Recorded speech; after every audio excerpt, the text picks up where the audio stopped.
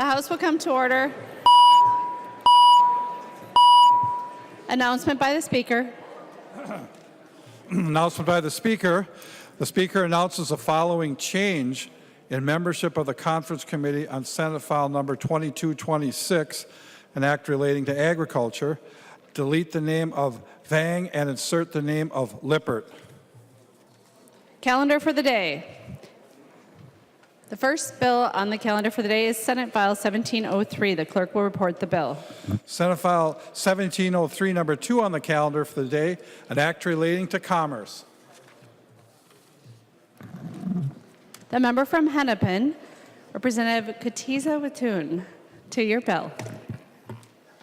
Thank you, Madam Speaker. Members, this bill codifies into state law changes that have been made at the federal level by the National Credit Union Administration regarding changes for credit union mergers. It also makes state law consistent with federal law regarding conversions from a federal charter to a state charter. Every credit union in Minnesota is required to have federal insurance from the NCUA, which means that the credit union is required to seek approval for mergers and federal to state chartered conversions from the NCUA. Therefore, the laws should be consistent. No changes will be made regarding the availability or the ability of 1.8 million credit union members in the state of Minnesota to vote either for or against mergers or conversions. Credit unions merge for a variety of reasons: scalability of product offerings, retirement of long-term staff, difficulty in keeping pace with regulatory changes, etc. Currently, the NCUA requirements around threshold and timing do not match Minnesota state statute, and making these technical changes will make it clearer to state chartered credit unions the requirements that they need to follow. This bill passed the other body unanimously, and I would appreciate your support. Thank you. There are no amendments at the desk. The clerk will give the bill its third reading. Third reading, Senate File Number 1703. Third reading. Discussion. Seeing no discussion, the clerk will take the roll.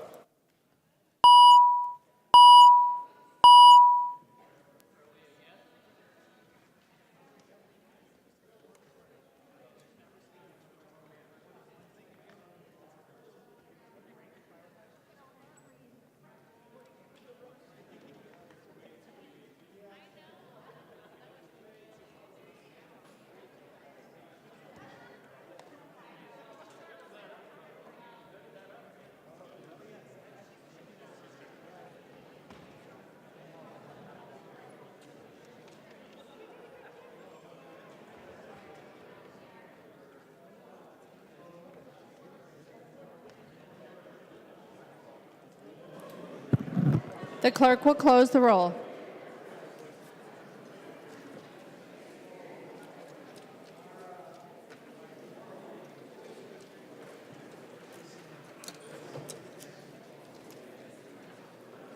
There being 131 ayes and 0 nays, the bill is passed and its title agreed to. The next bill on the calendar for the day is House File 2542. The clerk will report the bill. House File Number 2542, number 1 on the calendar for the day, an act relating to housing. The first engrossment. The member from Ramsey, Representative Hausman, to your bill. Thank you, Madam Speaker and members. This is the housing policy bill. You previously voted on the housing finance bill. In the Senate, they are combined in conference committee. Briefly, it includes tenant protections to ensure mutuality in their relationship with their landlords, modifies expungements for eviction cases, modifies provisions related to the closure of manufactured home parks, requires a longer affordability for state-financed housing projects, modifies the Manufactured Home Park Relocation Trust Fund, repeals provisions related to tax-exempt bonds, and modifies the bond allocations as it relates to housing. That last one has been worked on by affordable housing leaders for 2 years. They started on this in 2017. So those 5 changes are consensus items that those groups have arrived at. And Madam Chair, I do have an author's amendment. There's an amendment at the desk. The clerk will report the amendment.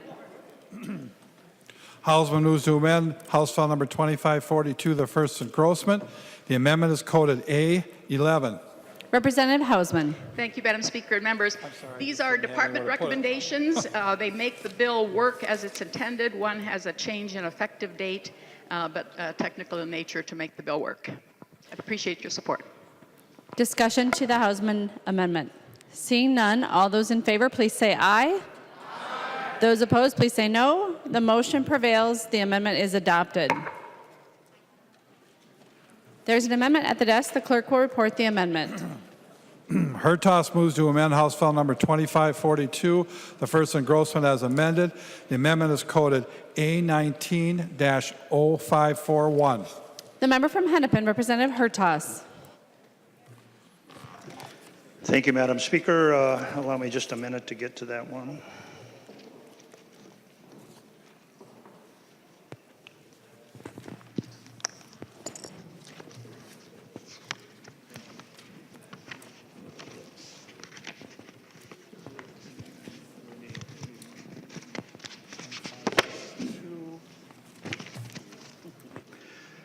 Thank you, Madam Speaker and members. Amendment number A19-0541 on page 3, line 25, seeks to insert the word claim. After the word claim, insert that the representative is authorized to act on behalf of the resident.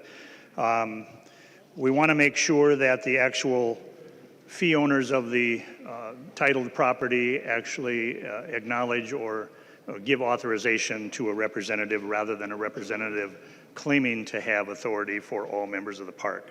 That's the amendment. The member from Hennepin, Representative Howard. Thank you, Madam Speaker. I would encourage members to support this amendment. This amendment is to the provisions in this bill dealing with the right of first refusal law for our residents in manufactured home parks. And just to provide a little bit of background overall, because we're going to have a few amendments on this topic, there are roughly 1,000 home parks in Minnesota and about 50,000 owners of manufactured homes. And it is making it the largest source of affordable home ownership in the entire state. And Minnesota has a right of first refusal law so that as these home parks, if they are many at risk, they're going away, they're being converted into other types of property, we have a right of first refusal law allowing park owners to have the opportunity to purchase their communities and maintain their affordability. That law, though, has not worked as it's intended. We've seen Minnesotans displaced. There's folks at Lowry Grove, you may have read about in the news recently, hundreds of families were displaced when this law did not work as intended. And so we have legislation to close loopholes and to make sure that Minnesotans have the opportunity to stay in their homes. And to this amendment, I encourage a yes vote. It had some clarifying language about who can negotiate on behalf of residents, and I hope members would support the Hertaus amendment. All those in favor of the Hertaus amendment, please say aye. Those opposed, please say no. The motion prevails. The amendment is adopted. There's an amendment at the desk. The clerk will report the amendment. Hertaus moves to amend House File Number 2542, the first engrossment as amended. The amendment is coded A19-0535. To the 0535 amendment, Representative Hertaus. Thank you, Madam Speaker and members. This amendment is clarifying that portion of making sure that if a park owner decides to convert the park to a different use, it not only requires the 12 months notification to the park residents, but then in the process also provides 45 days right of refusal for the park residents to purchase the park. And then there was a provision in the bill that basically said if for some reason that notice was not technically perfect, that then the seller of the park would have to start over and provide an additional 12 months. So what I'm amending here is changing that 12 months to 60 days. So in a linear fashion, the park would be aware that the park is being proposed to be changed as a use, would have 12 months plus the 45 days plus 60 days. So that's the amendment. Rather than making it 2.5 years to dispose of this property for a higher and better use, that it would be 12 months plus the 45 days plus the 60. Thank you. Representative Howard. Members, I'd encourage a no vote. This provision has been the product throughout this session, working with both residents and the park owners to come to a place where we can proceed. This particular amendment, changing from the current bill, we would move from 9 months to 12 months. Current law is at 9 months, and moving it to 60 days would be a drastic change in current law, out of step with other states in this realm, and I'd encourage a no vote.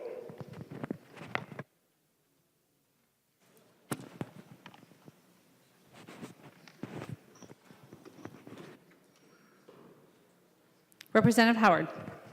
Members, I'd encourage a roll call vote. Members, roll call has been requested. Seeing 15 hands, there will be a roll call. Representative Hertas. Thank you, Madam Speaker. And I think there's a disagreement about what this does. It doesn't change the 9 months to 12 months or 12 months lesser. This has to do with the specific language regarding whether or not a technically legal notice was given in its entirety. The 12 months would have already expired. Then the park still has 45 days right of rescission. And then if it would be discovered that there was a technical defect in the notice, it's just changing what is current law 90 days to 60 days, but the proposal in the bill is to change it from 90 days to an additional 9 months or 12 months total. So I think it's not being explained correctly. Thank you. The member from Blue Earth, Representative Munson. Thank you, Madam Speakers and members. I rise in support of this amendment. This does cut some of the red tape that we see when we're trying to build low-cost workforce housing in an area of a city. We hear a lot from our districts that we need to build low-cost housing for people. This is a great way to do this, and this extra burden of this extra year long of wait will slow the construction of affordable housing. So let's do this for our district, and please vote yes on this amendment. Thank you. Seeing no further discussion, the clerk will take the roll.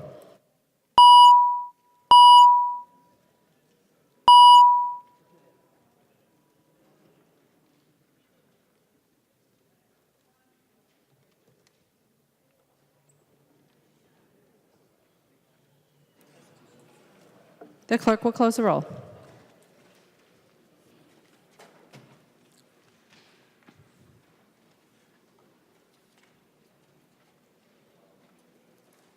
There being 56 ayes and 75 nays, the motion does not prevail. The amendment is not adopted. There's an amendment at the desk. The clerk will report the amendment. Hertas moves to amend House File Number 2542, the first engrossment, as amended. The amendment is coded A19-0536. Representative Hertas. Thank you, Madam Speaker and members. First, I'd like to tell you that I'm not trying to be hostile to the mobile park industry. I believe in this as a great alternative to affordable housing, and it is something that should be encouraged. As a member of the real estate community and a developer, I see all around our state tendencies to want to close down parks, and it happens at the local level. Many of the communities don't like them. I think that we should be encouraging them. However, that being said, some of the language that's being proposed in this bill, I think, threatens the longevity of some of the parks and certainly discourages future people from being able to open a park. So what Amendment 0536 does is it refers to the actual number of petitions that are necessary in a park, and it's changing it from occupied, deleting the word occupied. And the reason I'm doing that is we need to make sure that the owners of these units within the park are being represented. And so, for example, it's really just diluting the number of members in a park. Let me give you a mathematical example. If there were 100 trailers in a park and 85 of them were occupied, 50% or 50 plus 1 of that would be half of 85 plus 1. What I'm saying is that you need to have 50 plus 1 of the actual owners of the property, not just occupied properties. And we need to be talking about preserving the marketability and the title of these individual homes and the rights of these individual owners, regardless if they occupy the unit or whether they're sub-renting it out to someone else. So members, I'd ask for a roll call, and I encourage a green vote. Representative Hertaus requests a roll call. Seeing 15 hands, there will be a roll call. Representative Howard. Thank you, Madam Speaker. I would encourage a no vote on this amendment. This amendment would make it harder for park owners to purchase their lots and would lead to, I think, the loss of affordable housing in our parks. The current language for 51% of the occupied homes means that those residents that are actually living in our parks would be the ones that have a stake in deciding if they want to purchase the parks, and would encourage a no vote. Seeing no further discussion, the clerk will take the roll.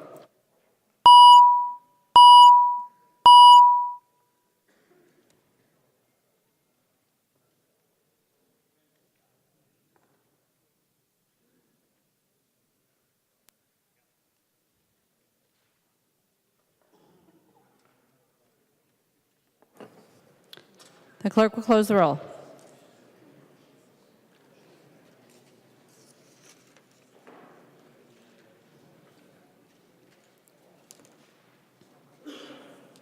There being 59 ayes and 72 nays, the motion does not prevail. The amendment is not adopted. There's an amendment at the desk. The clerk will report the amendment. Hertaus moves to amend House File Number 2542, the first engrossment as amended. The amendment is coded A19-0538. Representative Hertaus. Thank you, Madam Speaker and members. The 0538 amendment makes it clear that under the current bill, the way it's written, it basically says that a group of a representative or representative group in a trailer park would have the first right of rescission to purchase the park if it's going to be sold. What this amendment says is that's fine and that's okay, but there's no reason that you can't do this at the same time. And so what it requires is that any prospective buyer that enters into a purchase agreement with the seller would have to receive a disclosure notice that the park owners have first right of rescission. And so it basically reduces a purchase agreement to a contingency, provided that the park doesn't want to buy the park themselves, that they can go on. So in real estate, folks, time is always of the essence. You have mortgage rates and locks and commitments in financing, and it's important to be able to allow this to be a dual-track system where a seller can enter into a purchase agreement with a full disclosure that the park owners or the park residents have a right first to buy the park, and if they don't perform on that contingency, then the sale would proceed, and this would unnecessarily, as written, without this amendment, would unnecessarily delay the transaction an extra 45 days. I would like to ask for a roll call and would encourage a green vote. Representative Hertaus requests a roll call. Seeing 15 hands, there will be a roll call. Representative Howard. Thank you, Madam Speaker. I would encourage a no vote on this amendment.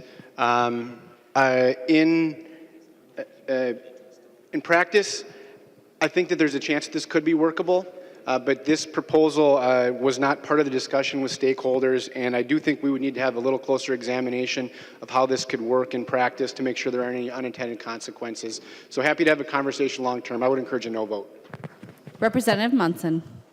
Thank you, Madam Speaker. Would Representative Howard yield for a question, please? He will yield. Representative Munson. Thank you, Madam Speaker.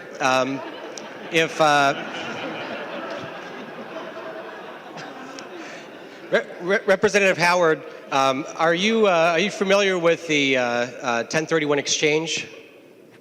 Representative Howard. Thank you, Madam Speaker, and Representative Munson. I'm not. Representative Munson. Thank you, Representative Howard, Madam Speaker, and members. Well, 1031 exchange is a popular way to buy and sell properties. As an investor myself, and maybe Representative Hertaus has done this throughout many years of buying and selling properties. When you sell a property, you can then buy a like-kind property and roll the proceeds from the sale of your property into this next property and offset your capital gain. So it allows you to buy different properties throughout time.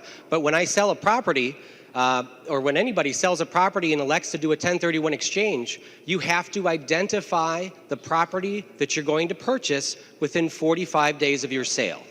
So it is so important. Time is of the essence to identify and secure a purchase agreement on that property, even with a contingency like a financial contingency or the one that Representative Hertaus offers in this amendment.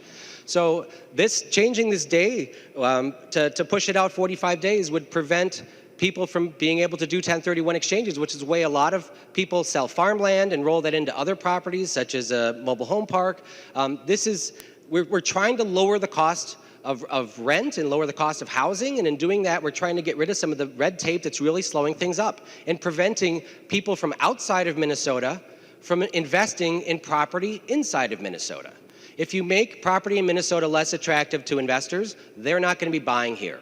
And it's just going to drive up the cost of housing. So, Representative Howard, one of the reasons why I rise in support of this amendment is it changes the timeline so that it would allow people outside of the state to buy property here. A lot of large investments in real estate investment trusts that would purchase mobile home parks to build affordable housing. This would help them do that. So, thank you, Representative Howard and Madam Speaker and members. Representative Hertaus. Thank you, Madam Speaker and members. Representative Howard, you mentioned that the stakeholders didn't have any say in this. The stakeholders are the people who own the property. And I have been contacted by stakeholders, and they have encouraged me to do this. This bill, as it was calendared, again, kind of somewhat short notice, but nonetheless, members, I'm in favor of the mobile home parks, and the mobile home park owners are seeking to have some balance in this bill.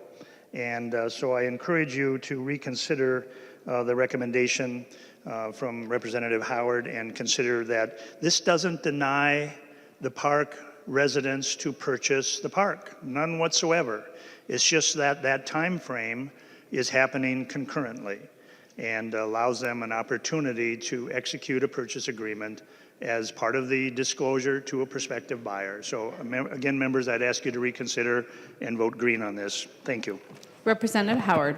Just a quick clarification. Thank you, Madam Speaker. The stakeholders that we've worked with on this bill are the Minnesota manufactured home residents, organizations, and the park owners. And so really bringing both sides together. And as I said, Representative Hertaus, I think this amendment is something worth consideration, but I think that having the kind of dual process going on, we would want to just examine how this in practice would work and if there wouldn't be unintended consequences. So something to be happy to work for in the long term, but would encourage a no vote. Thank you, Madam Speaker. Seeing no further discussion, the clerk will take the roll.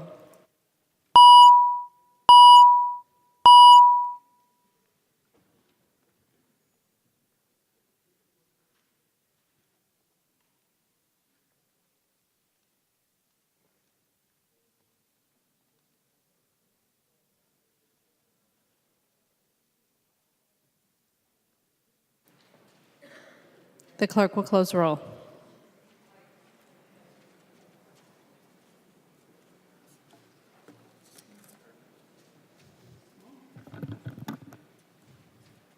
There being 58 ayes and 74 nays, the motion does not prevail. The amendment is not adopted. There is an amendment at the desk. The clerk will report the amendment. Hertaus moves to amend House File Number 2542, the first and Grossman as amended. The amendment is coded A19-0539. Representative Hertaus.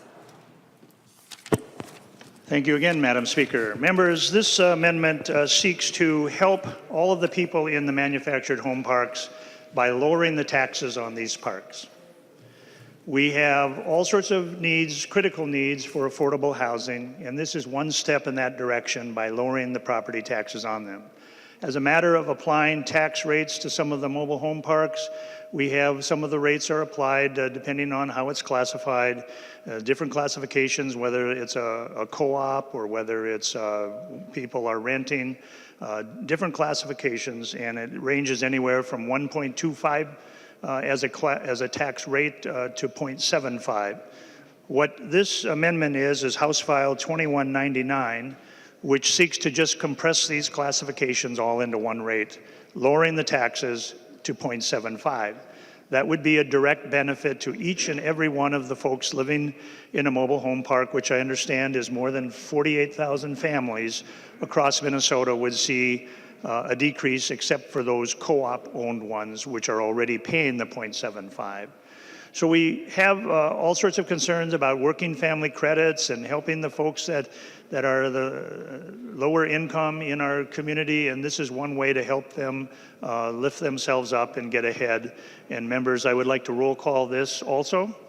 Representative Hertaus requests a roll call. Are there 15 hands? Seeing 15 hands, there will be a roll call. Representative Hertaus. Thank you, Madam Speaker, and I would recommend a green vote. Representative Howard. Representative Loeffler. Thank you, Madam Speaker and members. As Representative Hertaus noted, this would lower the property taxes on manufactured homes. And, well, I still can speak, I guess. I don't know what that message was. But it would lower the property taxes on manufactured homes and shift those property taxes onto other property tax payers within that community. And typically when we consider these classification changes, our nonpartisan House research gives us a computerized analysis to show us what the impact is of that shifting onto other property types, particularly for certain communities like the city of Hilltop near me, where the majority of their tax base is manufactured homes. This could have a really negative impact on their ability to retain the other properties, particularly their commercial base within that community, and we'd want to really analyze that. So I would recommend a no vote and instead encourage you to ask for a hearing on this next year in the Property Tax Division. Discussion. Representative Hertaus. Thank you, Madam Speaker, and thank you, Chair Loeffler, for that explanation. Yes, you're correct. It would be a shift, but statewide, it's a rather modest one. I just got a fiscal note this afternoon. It would be about $420,000, and that would be at the local level, not at the state level, because there are no state taxes that are derived from this. Folks, it's important if we want to encourage more of this type of affordable housing to create a tax environment that encourages it. So when we have a tax rate of 1.25, interestingly enough, what a lot of these mobile park owners are being assessed is the assessors are actually increasing the value of each of these mobile homes as though it was a home, as a fixed asset permanently on land, and they're not. Quite to the contrary, they're titled property like a car or a boat, and they go down in value every year rather than up. And so what we're seeing is pretty heavy property taxes for some of these park owners, and particularly if they're more metro-based, and we've got a number of them all around the suburban edges of the metro, as well as a number of them right here in the urban core as well. So what this would do is make a level, flat playing field for mobile home parks, and would actually help encourage the development of more of them, which our communities should embrace and should accept. And so members, please consider adopting this and voting green. Thank you. Any further discussion? Seeing none, the clerk will take the roll.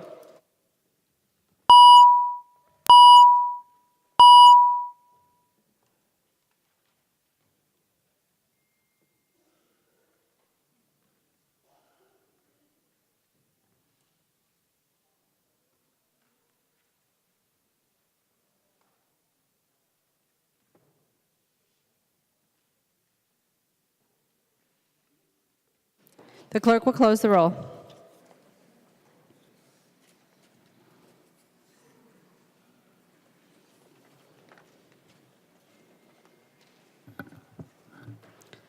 There being 55 ayes and 76 nays, the motion does not prevail. The amendment is not adopted. There's an amendment at the desk. The clerk will report the amendment. Hertaus moves to amend House File Number 2542, the first engrossment as amended.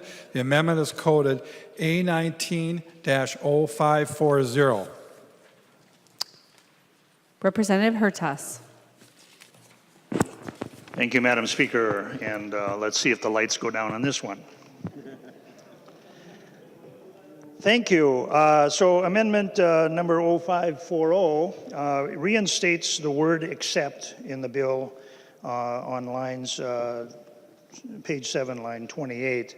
And essentially what we're talking about here, that relief shall be limited so that the questions of markability of titles shall not be affected. And by deleting the word except doesn't really protect that marketability of each of these units. So members, please encourage you to vote yes on this, and I would ask for a roll call on this one as well. Representative Hertaus requests a roll call. Seeing 15 hands, there will be a roll call. Representative Howard. Thank you, Madam Speaker. I would encourage a no vote. This amendment also reinstates some stricken language that's in the bill that is very critical to our effort to close loopholes to make sure that our right of first refusal law works correctly.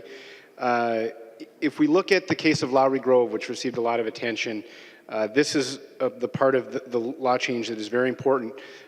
In that instance, we had park owners that did have a credible offer to purchase the home, and that was ignored by the owners. But in current law, there really is no remedy for those park owners, and the sale went through. So this amendment would take us to that place and allow for a similar situation again. And so if we really want our right of first refusal law to work as it's intended for park owners to have the ability to purchase their own park, I'd encourage a no vote on this amendment. Seeing no further discussion, Representative Kunesh-Podein. Thank you, Madam Chair and members. I would urge you to vote no on this amendment. Lowry Grove is or was a community in my jurisdiction, and it turned into a pretty sad and sorry story. The unit itself, the mobile home, the manufactured home community, was sold out from underneath the residents there. And even though they tried hard to use that first right of refusal opportunity, they were not able to do that. And what happened is that over 40 homes had to be moved off of that area. And this is one of the only areas that really provided affordable housing for so many residents in my community. There are residents that had lived there for 40 or 50 years. They'd always lived there. They had no other way to, no other option to move other than into some low-income housing, but that was their home, and they didn't want to leave it. They worked really hard. They fought really hard to keep their community. It got to a point where there were actually 2 suicides as a result from this. It was an incredibly acrimonious situation. There were new immigrants that could not afford to live anywhere. There were families that actually moved to Lowry Grove because it's in a very desirable school district. And then all of a sudden, now these families had to up and leave when they were working really hard to ensure that they had the ability to claim that first right of refusal. And it turned into a really icky mess at the end of the day. And so for this reason, I would urge all of you to vote no, because we want to make sure that other communities, other manufactured home communities don't have to go through what our Lowry folks did. Thank you. Seeing no further discussion, the clerk will take the roll.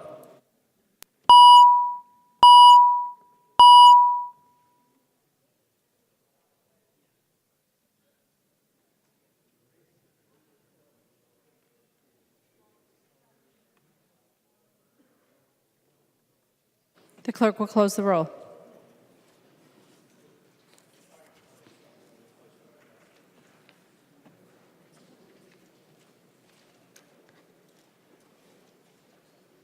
There being 58 ayes and 74 nays, the motion does not prevail. The amendment is not adopted. There is an amendment at the desk. The clerk will report the amendment. Hertaus moves to amend House File Number 2542, the first engrossment as amended. The amendment is coded A19-0542. Representative Hertaus. Thank you again, Madam Speaker and members. This is my last amendment on this bill.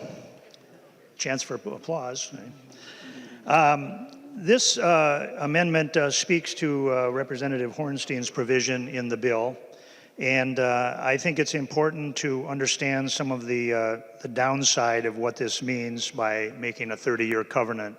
Oftentimes the financing is a 15-year vehicle or instrument in terms of indebtedness. And I'm aware right now of some rental units in student housing in the Mankato area, for example, where there are 30-year covenants, and basically it's a detriment and really quite an obsolescence to have on the property in terms of the owner doesn't really want to put any more money into it. It's not really saleable or marketable in the secondary market because the rents don't support the cost of the project. And so all this amendment does, members, is ties the covenants to the terms of the financing. So if it's a 15-year mortgage, it would be 15-year covenant. If it's a 20-year mortgage, it'd be a 20-year covenant, whatever. And so I think it's important to not have restrictive covenants on property that exceeds the public's interest in trying to provide financing and support for creating affordable housing.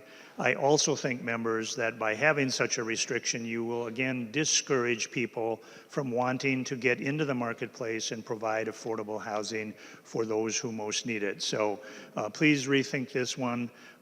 Members, I would ask for a roll call on this last amendment and would encourage a green vote. On the last Hertas amendment, are there 15 hands? A roll call having been requested. Seeing 15 hands, there will be a roll call. Discussion to the Hertas amendment. Representative Hausman.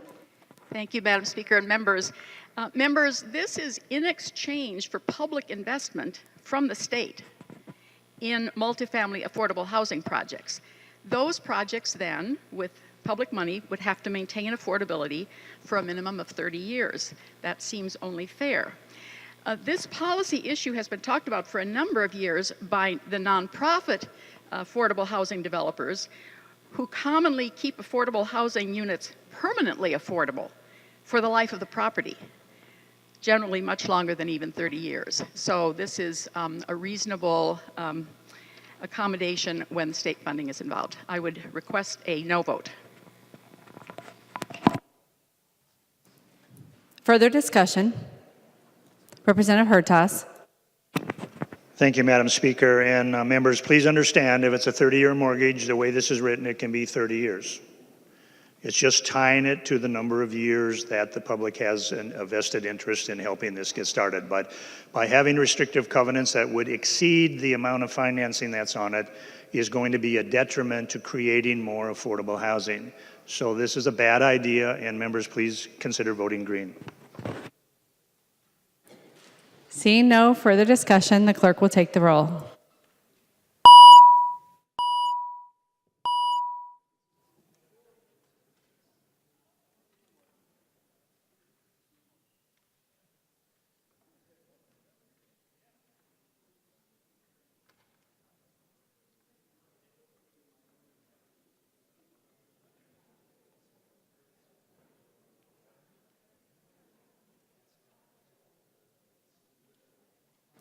The clerk will close the roll.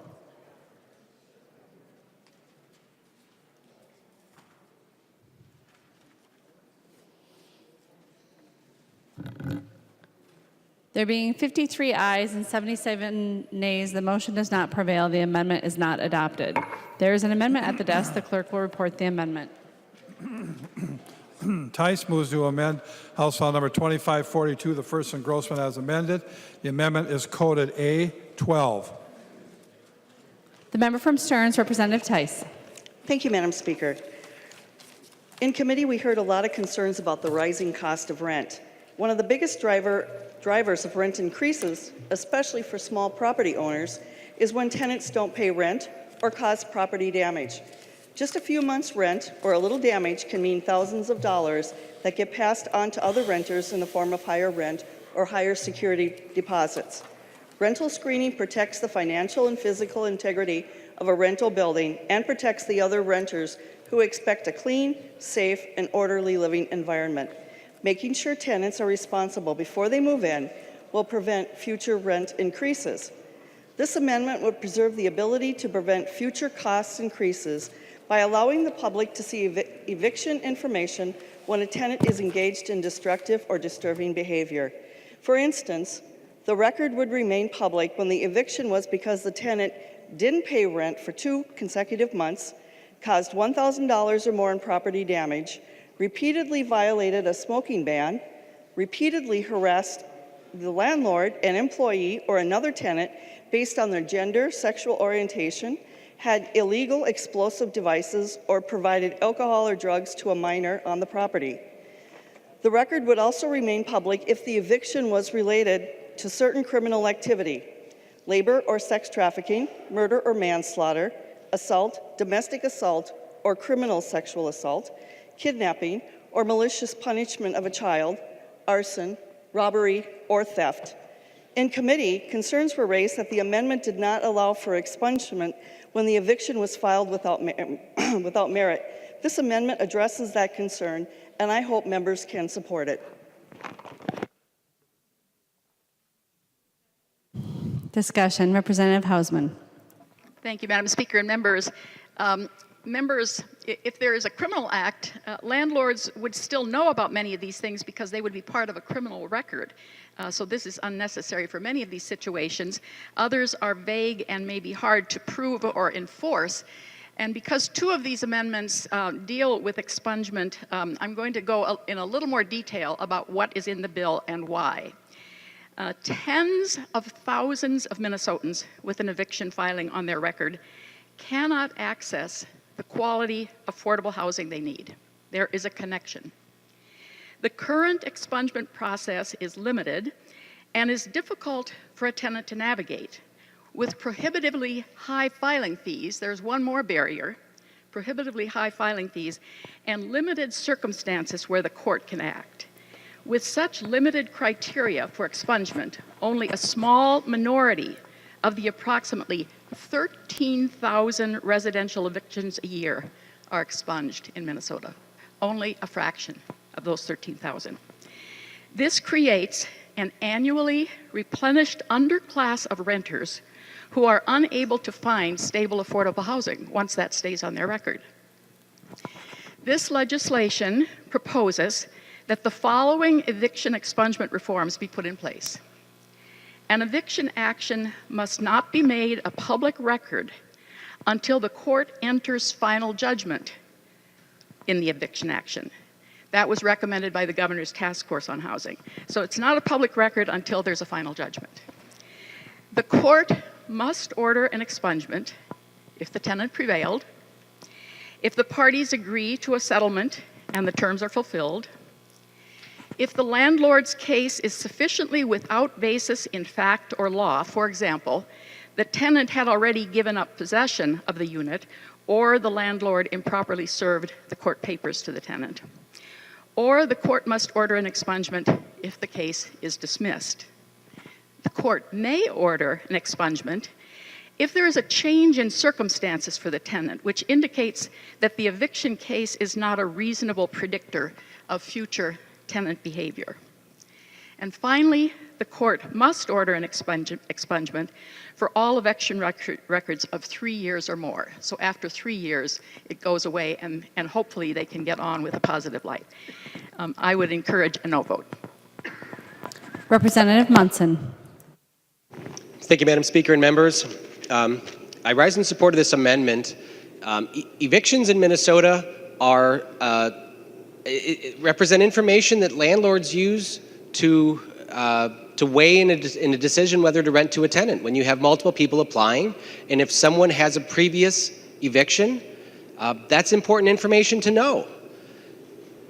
We talked about this a couple months ago in the House floor debating housing legislation, that we want to try to lower the cost of rent in Minnesota, and the easiest way to do that is to prevent vacancies. And we had many landlords discuss on the floor why lowering the number of vacancies will help us lower rent. Having an eviction is a terrible thing to happen to both the tenant and the landlord. We want to prevent evictions, and masking who has evictions by preventing it to be public or automatically expunging it we'll have more people apply for apartments that have evictions and perhaps apartments that they can't afford. This is just a simple tool that landlords use to weigh whether or not someone should be right or not for the unit, but it isn't the only thing people look at. If you prevent landlords from seeing evictions, especially evictions that are happening now, someone who is losing their apartment now for non-payment of rent, if the landlord doesn't have access to see that, and the only referral that the tenant says is, well, I live with my parents for the last 2 years, as opposed to telling the truth that they lived in another unit, then you're going to end up with more evictions and more vacancies and a higher cost of rent in Minnesota. This is a good amendment, and it just prevents exceptions to this where we can't where if the tenant has not paid rent for 2 more consecutive months, it wouldn't be automatically expunged. But one of the concerning parts of this bill is where it says that the eviction case court file is no longer a reasonable predictor of future tenant behavior. What does that mean?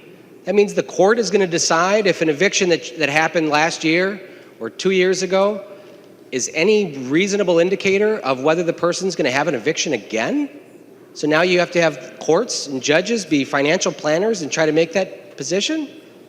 This is just a simple tool. It's like pulling someone's credit report.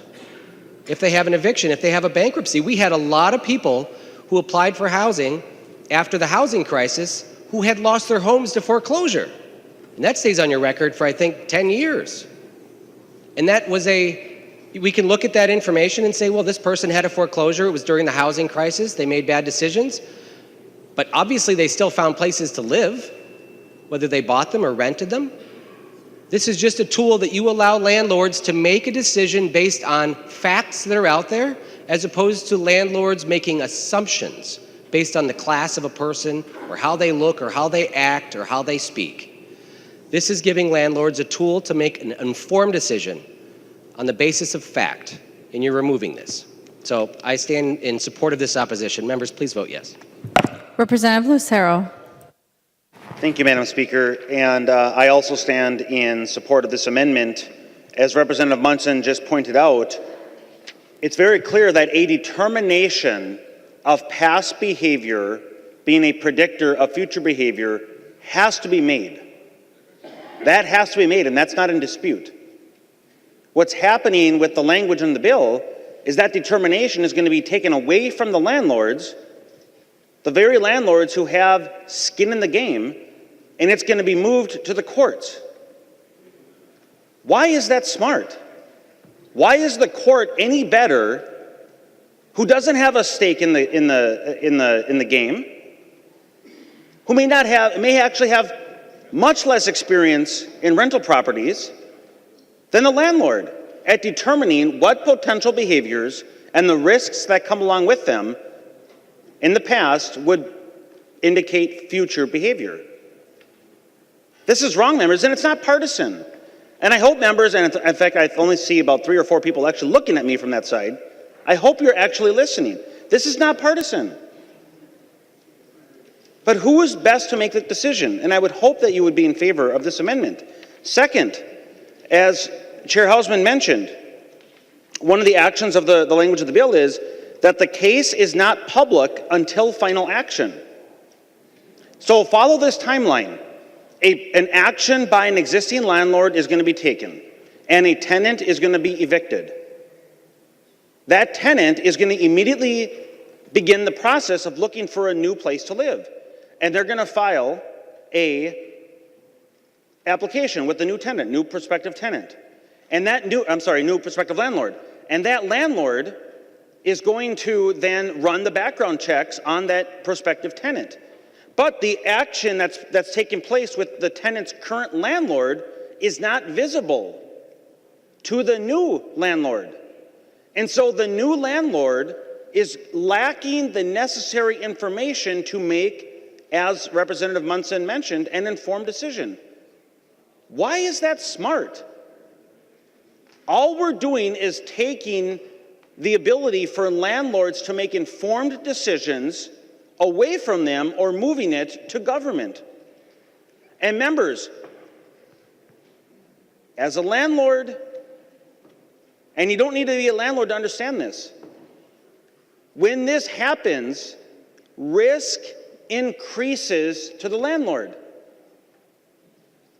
And if I am now going to be accepting applications with full knowledge that I might not have all of the information, hence I as a landlord have an increased risk in the screening of prospective tenants, what is the only method I have available to me to compensate for the increased risk? It's to increase the rent that I'm charging. And so members, this language is exactly how we get into this death spiral, where rent is increasing, the cost of living is increasing across the state of Minnesota, and very good people find it more difficult to find affordable housing. So the direct result of government action creates the higher cost. And then what is the solution? I heard it last week in several of the bills. We need to increase rent credits. We need to do all sorts of credits to tenants and others to subsidize housing. So government is creating the problem of increased housing, and then they come around and they have the solution by giving government handouts because of the recognition of higher housing costs. Members, this is not a good solution. Please vote green to this amendment. Thank you. Representative Tice. Thank you, Madam Speaker. I'd like to request a roll call, please. Representative Tice requests a roll call. Seeing 15 hands, there will be a roll call. Representative Tice. Thank you, Madam Speaker. I don't want to evict anyone. Not only is it time-consuming, it's costly, but it's a lot easier for me if we can keep things going the way they are. I don't want to evict anyone, but if I don't get paid, I don't have any other recourse. I will tell you that I'm trying to do my math here, 20-some years that my husband and I have had rentals, I think we evicted twice. That's how little I want to do it.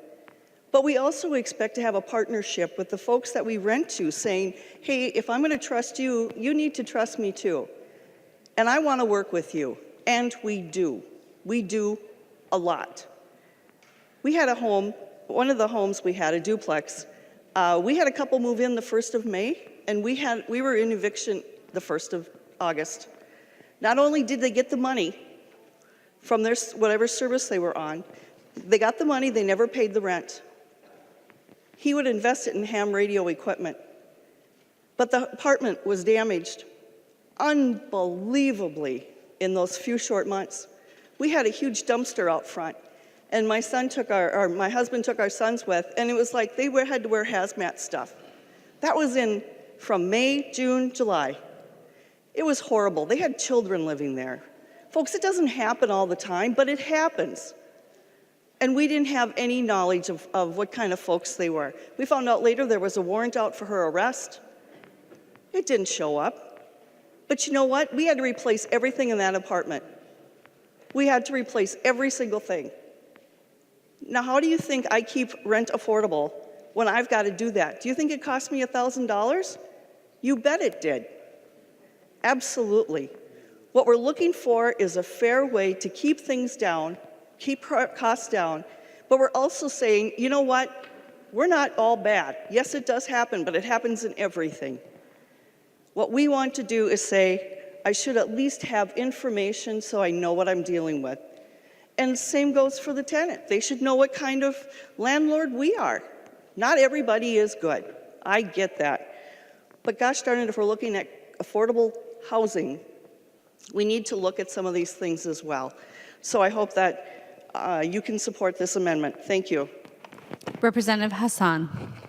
Thank you, Madam Speaker. And members, what we're talking about right now is if you committed a crime, you're innocent until proven guilty. That's due process. The Constitution guarantees you that. And that's what we're asking.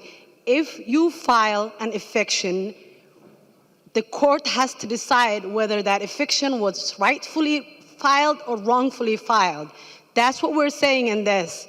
So if every eviction that's filed right now, this is how the law is. Every time you file an eviction, whether you filed it rightfully or wrongfully, it shows up, it hunts people 7 years. It's possible that the case has been dismissed. It's possible that you won and the landlord, filed it wrongfully, it's possible that you did a settlement, but guess what? It shows up, it follows you around for 7 years. And there are people that came to testify in our committee, housing committee, that told us that they're still dealing with evictions from 2000, the year 2000. We're in 2019. That's 19 years ago. So if we want to keep affordable housing affordable, and if we want to house people, we have to do something about our eviction laws, and that's what we're asking. Please, I encourage you to vote no on this amendment. Thank you. Representative Lucero. Thank you, Madam Speaker. Would Representative Hassan yield for a question? She will yield. Representative Lucero. Thank you, Madam Speaker. And Representative Hassan, so in the scenario that you and I are both speaking about here in the same instance, so a person, the eviction process has started, hasn't completed, so that's going to be hidden from the new landlord. And so I, as a landlord, if I receive an application and I decide to accept that tenant who's currently undergoing an eviction with their present landlord, and so if I accept them, I maybe take their first month's rent, I cash their check, their security deposit, and then you cited cases where the eviction might not be upheld.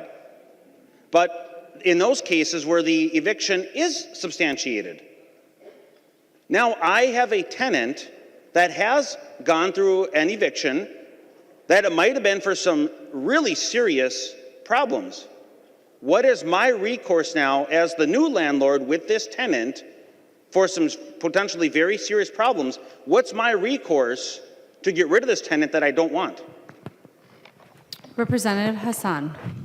Thank you, Madam Speaker. Representative Lucero, you still have the process of calling other landlords and verifying information. So I don't think that filing an eviction is the only sole determinant that you can see whether a person is a good tenant or not. There are people who lost their job, lost their spouse, can't pay their rent, and then an eviction is filed on them. And you see that as a landlord, you only see that eviction. And that's not a determinant whether that's a good tenant or not. We don't know what their circumstances are. So you still have other ways to verify. You can call other landlords, you can do other background checks, but this eviction filing should not show up until the court decides whether that's valid or not. Representative Lucero. Thank you, Madam Speaker. Well, Representative Hassan, there might not be other landlords. You know, people that abuse other people, they go through great lengths to cover their tracks. They might put a whole series of false information on there. It might be difficult for me to find out accurate information. And now you're citing people that may have lost their job or have a health complication. But there's also a whole category of people that are just abusive. And they abuse property and they damage property, and it causes thousands of dollars of damage to the landlord. And it puzzles me as to why there are members in this body who want to mask that information from a new landlord. I know, Madam Speaker and members, that you can see the increased risk to the new landlord. I might have now accepted an application and deposited the first month's rent and security deposit checks of somebody who's broken some laws or not paid rent, and they may not have another landlord. Previous to this, they may have lost their house to foreclosure, and this is their first landlord. Who knows what the scenario is? Members, this is bad language. Please vote green on the amendment. Thank you. Representative Scott. Thank you, Madam Speaker. And would Representative Hassan yield to a question? She will yield. Representative Scott. Thank you, Madam Speaker. And Representative Hassan, can you name another civil action in the courts where it's not transparent, where you would not be able to see the language of what was filed? Representative Hassan. Thank you, Madam Speaker. Representative Scott, I'm not a lawyer, so I wouldn't know that. But what I am trying to do here is protect tenants. I am from a district that has 80% rentals, and it's my right, and I raised my right hand on January 8th in this floor, said that I will work for the people, and that's what I'm doing. Thank you. Representative Scott. Thank you, Madam Speaker. Well, the reason that I asked that question is there are no other civil actions that I know of, and maybe Representative Lesh or someone else could weigh in here, but I don't know of any other civil actions where you would not be able to see the filing. Now, minor children, that sort of thing, their names may be redacted, but what is happening here, folks, is this is a slippery slope. Once you start justifying one action to be non-public or in secret or masked, as Representative Munson spoke of, it's just a matter of time until there's another good reason to keep another filing secret. So, folks, there are other things that I'll talk to on this bill for now, but for now, this is really concerning. This is not what we do. This would be setting a terrible precedent in our courts to be hiding some sorts of civil action. Members, I just want to let you know I do a terrible job of enforcing Rule 2.32, but I try. So does anybody else want to speak on this issue before I return to Representative Munson? Representative Moran. Thank you, Madam Speaker. Representative Hausman said much of what I wanted to say, and so I stand in opposition to this amendment. And as I look at the amendment, it prohibits eviction expungement for smoking in a unit. Something as simple as smoking, that is forever public record for being evicted. And I think we make an assumption when we look at whether you're a landlord or renters, because there's bad people on both sides. There are definitely slumlords. There are definitely slumlords who do not take care of their apartments. There are definitely slumlords who take money from tenants and then don't make any repairs. There are definitely bad landlords. So this is not just about tenants. And once a landlord files a petition for an eviction, that is an automatic UD that goes on someone's record, which is an unlawful detainer. That happens immediately. They have not gone to court, no mediation has happened, but that unlawful detainer is on that tenant's record, could be for the rest of their life. For something, could be as simple as smoking in the apartment. Now, to me, someone who believes that people can do better, and hopefully those some landlords that's out there can do better, that consistently rent and take tenants' money, their hard-earned money, and only to allow them to continue to live in conditions that you and I would not want to live in. But once that UD goes onto someone's records, that is the type of housing that they find themselves consistently being able to rent because of the unlawful detainer that's on this record. So I just, you are prohibiting. That means it can never happen. It is prohibit. And I think we need pathways for people to be justified to get some decent housing at an affordable rate. And I don't believe that rent is out of control right now in the state of Minnesota because of bad tenants. Thank you. Representative Koznick.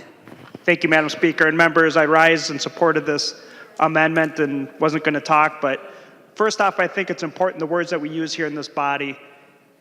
Providing affordable housing to our communities.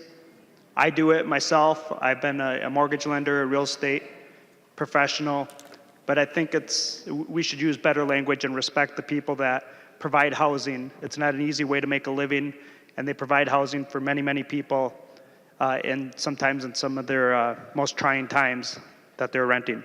So I would appreciate and recommend to the body that we don't disparage those that are in the housing industry by calling them slumlords.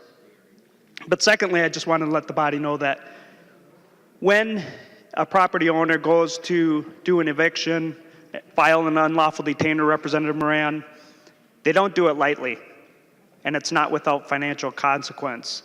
Number one, they're going to lose somebody who they thought was going to be a partner in their housing and a good business decision. And number two, it costs a lot of money and time to file an unlawful detainer. So by the time it gets to that stage, the tenant has aggrieved and broken the lease that's governing that tenancy. So I encourage support of this amendment. Representative Munson. Thank you, Madam Speaker and members. So I rise in support again, and I thought of a couple things after I sat down. We want to encourage people to buy properties and rent them out.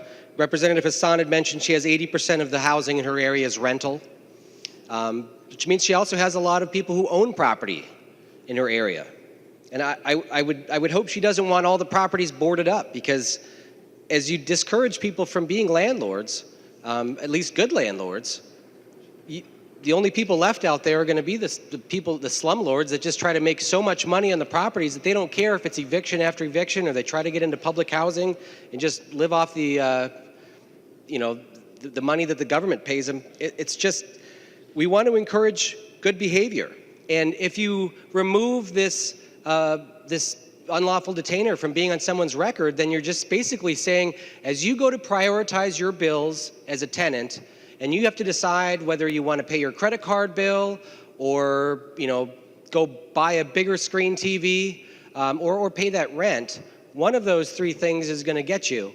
And now you're saying it's not going to be your rent, because if you don't pay your rent, you can go 2 months before they actually remove you from the property. And during that 2-month period, you can apply for another apartment. And the landlord that you're applying to won't even know that you're in trouble for not paying your rent. That's what you're doing. And that's actually what you're going to see. Because of this bill, you're going to see an increase in the number of evictions. Because the bad apples out there who are abusing landlords, who are just taking advantage of this system, are going to have a free-for-all where they get to go just not pay their rent for 2 months or 3 months. And I've had tenants that have dragged me along on all these excuses and told me about medical bills, or they're taking care of someone, and okay, maybe next month, maybe you can pay a quarter of your rent this month. I've been taken along for months, and I'm sure they can just move on and keep doing that to somebody else. But the landlords, if I gave them an unlawful detainer, would be able to see that as a heads up. And I'll be honest with you, if there's a landlord who's in the process of evicting a tenant, and they get a call from a new landlord saying, I'm calling about a tenant, can you give me a good reference? You know what? A lot of landlords are going to be happy to get rid of that tenant and say, yeah, sure, they pay their rent on time every month. We can't rely on, and it's also, there's a fear in the industry is if you say something bad about a tenant that you could get sued. So a lot of people will just tell you the time they started and left. They won't even tell you if they paid the rent on time. So this unlawful detainer being public record is something that landlords rely on to keep their costs down, and therefore keeping their rent down. And I just want to say we should, as a society, and as the laws we write, we should be encouraging good behavior. We should be encouraging responsible behavior and allowing people to take accountability for their actions. In masking this and expunging this, it's not the right approach. So I also do want to say one more thing. If this bill passes without this amendment, do you know what a lot of landlords are going to do? They're going to write on their lease, because all of the landlords ask, have you had an unlawful detainer?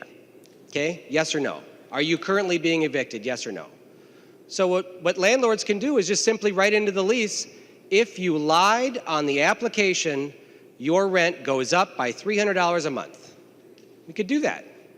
And then it's just going to be a way to circumvent this law. So if they lie about it, then they have to pay more. But I would rather just make it simple and just adopt this amendment and clean it up so we can actually have more transparency and help lower the cost of rent in Minnesota. Thank you. Seeing no further discussion, the clerk will take the roll.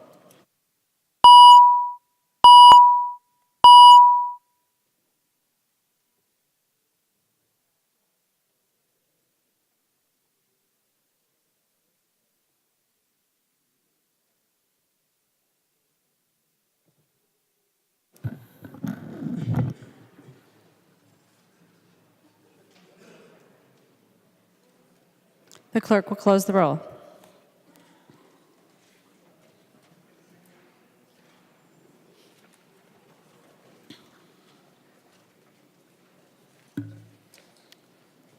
There being 59 ayes and 73 nays, the motion does not prevail. The amendment is not adopted. There is an amendment at the desk. The clerk will report the amendment.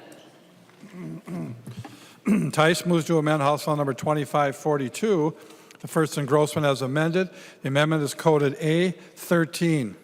Representative Tice. Thank you, Madam Speaker. Part of the reason evictions are sometimes necessary are to prevent additional financial loss or further damage to property. These are expensive losses that cause rents to go up. One reason I'm concerned about the bill is that making ongoing eviction records non-public makes it easier for bad actors to move from rental to rental without paying rent. Most landlords give tenants plenty of opportunity to get paid up on past due rent. Evictions are expensive. Finding a new tenant is expensive. It is in the landlord's best interest to keep renters in the unit and to work with them. But if a renter doesn't pay for 2 months in a row, refuses to leave, and a landlord has to file an eviction, this bill would let that renter apply at a different place without a new landlord ever knowing an eviction was pending. Then the cycle repeats itself, and another landlord is out 2 or 3 months' rent, and rents keep going up. This amendment fixes that problem and will prevent rent increases by keeping an eviction record public when the court finds that it's in the public's best interest or would prevent the renter from engaging in behavior that causes future rent increases or jeopardizes the health, safety, and welfare of other renters. I will tell you that it is expensive. We've talked about this before. But when you think about if I lose 2 months' rent on one of my properties, I'm out anywhere from $2,000 to $2,400. Then I got to pay, I think it's close to $300 to file an eviction notice. And then I have to take that time off. And then I have to keep following that through. And then we have to make sure that on the date they're supposed to be gone, they are gone. And then I get to see what the apartment looks like. And folks, I can't tell you sometimes how disgusting that is. We hear a lot about, bad landlords, but you can't imagine the stuff we've had to clean up. You just can't. When tenants leave their clothes on the floor by the laundry area because their cat has used their clothes as their bathroom. Or in a no-smoking house, not only did they smoke, but they cut out the arms of the couch that they left behind. They cut holes in the arms of the couch and used it as an ashtray. That scares the heck out of you. Or they use the bedroom that they have 4 bedrooms, they only need 3, and they use the 4th bedroom for their dog to use. These are the things we see. I don't want to do an eviction, but I should be able to know who's going to move in, and we should be able to have a partnership. This is what it's about. It's about making sure that we can keep our homes healthy, safe for other folks, and that we don't have to go through an entire remodel every time somebody moves out.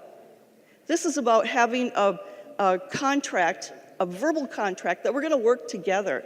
But when you keep saying we need to hold this information back, it just causes more people to say, I don't even want to deal with it anymore. And I've seen that repeatedly. I hope that you can support this amendment. Thank you, and Madam Speaker, I'd like to request a roll call. Representative Tice requests a roll call. Seeing 15 hands, there will be a roll call. Discussion to the Tice amendment. Representative Lucero. Thank you, Madam Speaker. And I just wanted to briefly touch on something Representative Tice referenced in the smoking and Representative Moran. We heard comments poo-pooing the damage of smoking, and that it's some lighthearted thing and something it shouldn't really be a big concern and for eviction. Members, there's a lot of damage done by smoking. Do you know how, Madam Speaker and members, how to mitigate the damage of smoke for the next tenant?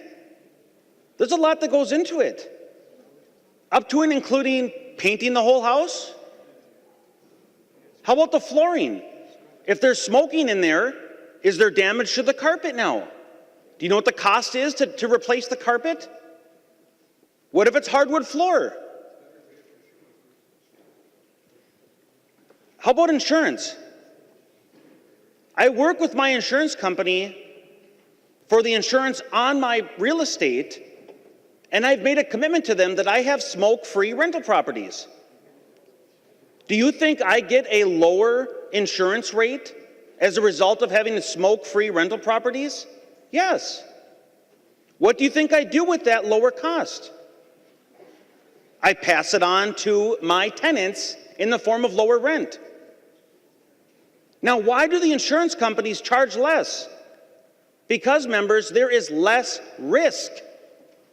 When there's more risk, they charge more. And so I'm very frustrated at the comments poo-pooing smoking as a reason to evict. It is a serious problem for rental properties and real estate. Members, this is common sense, and the language in the bill defies common sense. Please vote green for the amendment. Thank you. Discussion to the Lucero amendment. Representative, oh, I'm sorry. The next one's a Lucero amendment. Discussion to the Tice amendment.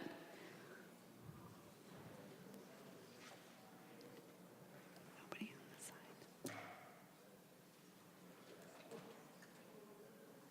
Seeing no discussion, the clerk will take the roll.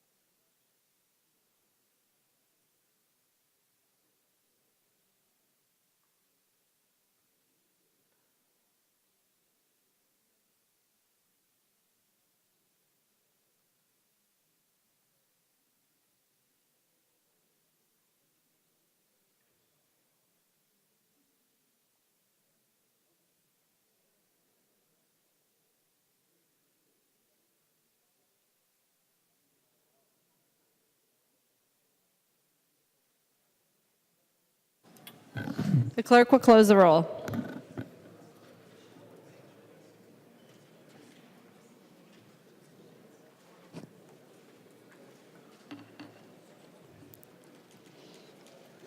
There being 61 ayes and 71 nays, the motion does not prevail. The amendment is not adopted. There is an amendment at the desk. The clerk will report the amendment. Lucero moves to amend House File Number 2542, the first engrossment as amended. The amendment is coded A14. Representative Lucero. Thank you, Madam Speaker. There is language in the bill that requires that the lease start date, the lease end date, and if applicable, the prorated amount be on the first page. This amendment seeks to remove that. Members, there are multiple elements to a lease, as we've discussed prior, so I'll make this very quick. Some of the additional elements of a lease include the definition of terms, the property address, the tenant's names, and the monthly rent. And so the elements here, the start date, the end date, and the prorated amount have to be on the front page, but not the tenant's name, not the address of the property being rented. That doesn't have to be on the front page. And so while I might agree in spirit with the requirement not to bury it on page 19 of a lease, I think it's going way too far to mandate it be on the front page. So essentially, I could have the front page of my lease be it's going to have to be if this becomes law, the start date, the end date, and the prorated amount on page 1, but the definition of terms be on page 2 and later, the name of the tenant be on page 2 or later, the dollar amount, right? And so I wish that this would have said something to the effect of it has to be on the first 5 pages. At least allow for some flexibility to be reasonable, but to mandate it on the first page is not reasonable. And I would hope members would vote in support of this amendment to remove this section. Thank you. Discussion to the Lucero Amendment. Representative Noor. Madam Speaker, Representative Lucero, this amendment is trying to eliminate a common sense provision in the bill. The key components of the lease that you just talked about, the day a person moves in, the day they move out, the prorated amount if they are not going to stay there for the full month. This is just a simple common sense whereby you have a clear communication. This is just making sure that nobody's taking advantage of the tenant. We have seen this happen multiple times in many areas. So by having the amount of the prorated amount, making sure that the day you're moving in and the day you're moving out is clearly stated on the front page, eliminates so many misinformation that exists so that it's not buried in the last page or the 5th page. This is just a common sense. You can take a pen and write it on the front page if you wish to do that. So I'll urge you to vote no on this amendment. This is something that we've talked with the Minnesota Multi-Housing Association and many stakeholders, and they have approved this language in the bill. Further discussion? Any further discussion? Representative Lucero. Thank you, Madam Speaker. And I'd ask for a roll call. Representative Lucero requests a roll call. Seeing 15 hands, there will be a roll call. Thank you, Madam Speaker. And Representative Noor, you said this is just common sense. I disagree. You know, Madam Speaker and Representative Noor, what common sense for me is the way that my lease is currently structured, where my definition of terms takes up the first 2 pages.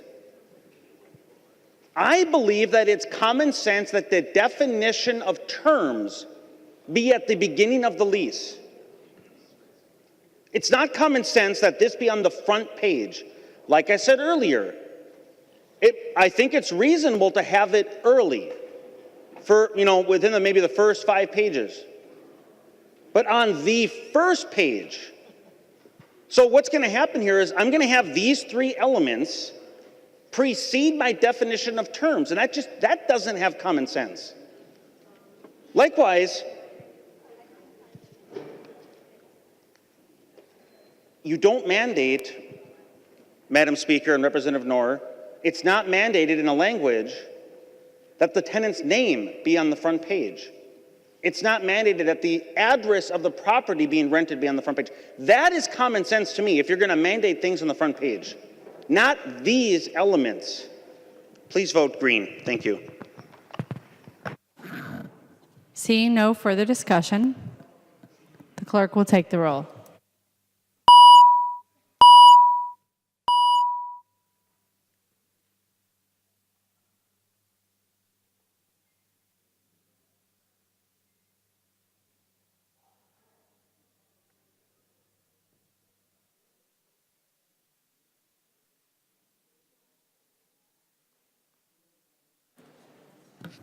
The clerk will close the roll.